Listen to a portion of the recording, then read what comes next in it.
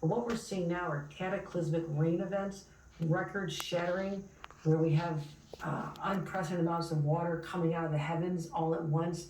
Literally from 8:51 last night to 9:51 p.m., more water came down than we'd seen in the history of New York all at once. And it shattered records literally that had been set 2 weeks ago, that had been broken from 100 years ago. So we're in this era where we have to continue to build resiliency. And you mentioned infrastructure, critically important, something I raised on the phone with President Biden when he called today to check in and offer any assistance he could. And I appreciated his outreach.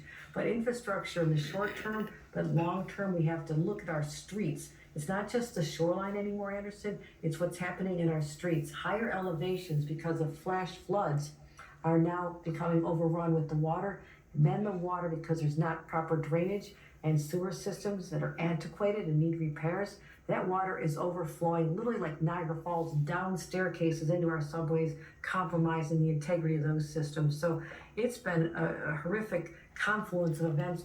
At least some of the people, as you mentioned, who died in New York City were living in illegal basement apartments, which is obviously for some the only way they can afford to live in the city. Obviously, affordable housing is a an ongoing and a huge issue in this city. What's to be done? More investments, money that could be coming out of the federal government when Congress is able to do what the president wants to have happen. We just have to get a major infrastructure deal over the finish line.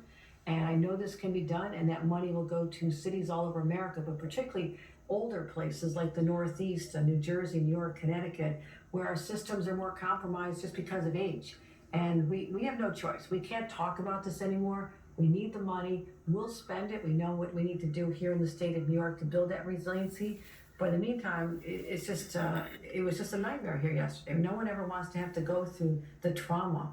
And a bus driver that I spoke today, and went out and thanked her for what she did. She literally drove her bus through 4 feet of water, taking people to a safe situation. But you look at the video inside her vehicle, the water was up over people's legs, standing on their seats, trying to hang on to the ceiling.